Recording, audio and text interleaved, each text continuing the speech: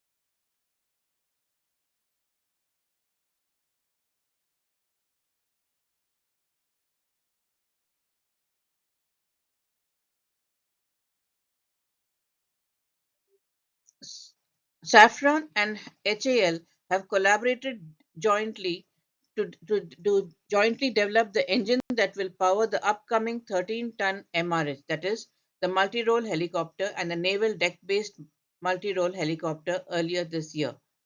Indian Navy may select the same engine but with higher SHP power outputs for the DBMRH, as it will be more than 1 ton heavier and will require the ability to carry significant payloads for anti-submarine operations.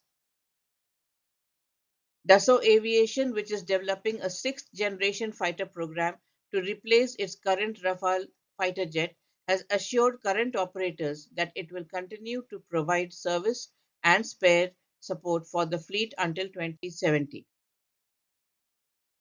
The UK Ministry of Defence issued a tender for the design and development manufacture of an electro-optical satellite known as Juno under the Minerva program. Announced on 26 April, the GBP 40 million or $50 million 3.5 year project is seeking a high resolution EO satellite for space based intelligence, surveillance, and reconnaissance purposes that will eventually be integrated into the MOD's GBP 970 million multi satellite constellation ISTARI program. The Lithuanian Ministry of National Defense revealed on its website on 24th of April that it plans to buy more than 120 additional Boxers designated Vilkas in Lithuanian service. It reported that negotiations began in 2022 and that it had consulted Rheinmetall Cross Maffei Wegmann Consortium architect and presented the required information to the organization for joint armament cooperation. L3 Harris Technologies expects to raise about $1 billion by divesting two or three non-core business, according to the head of the US defense contractor. The proceeds will help pay for L3 Harris's proposed $4.7 billion acquisition of propulsion manufacturer Aerojet Rocketdyne. South Korea's Fair Trade Commission has approved a deal in which Hanwha Group subsidiaries, including its defense businesses, Hanwha Aerospace and Hanwha Systems, will acquire a 49.3% stake in the financially troubled shipbuilder. The acquisition will be worth $1.49 billion. The FTC said that several conditions apply to the deal, which include a ban on Hanwha selling naval ship systems and components to DSME at discriminatory low prices. Hanwha is also required to allow government access to naval ship technologies owned by DSME. Hanwha and DSME are also required to adhere to several non disclosure obligations linked to the deal. The conditions will be in place for 3 years after the conclusion of the acquisition. DSME was one of the potential candidates for the P-75I program of the Indian Navy. Will Hanwha take the lead now?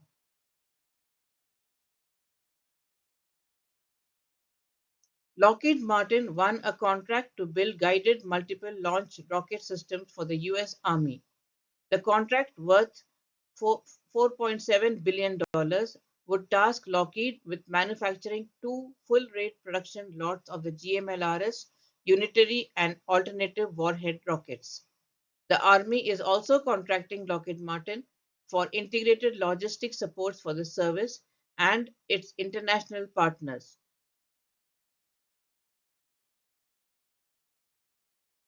GE Aerospace has been awarded a $683 million contract with Naver for the sixth, seventh, and eighth lots of T-408 engines to power the U.S. Marine Corps' most advanced heavy lift helicopter, the Sikorsky CH-53K King Stallion. This latest contract for engines and other services follow five previous contracts for T-408 engines, the most recent being in January 2021. That's all the news for today. Thank you and have a great day.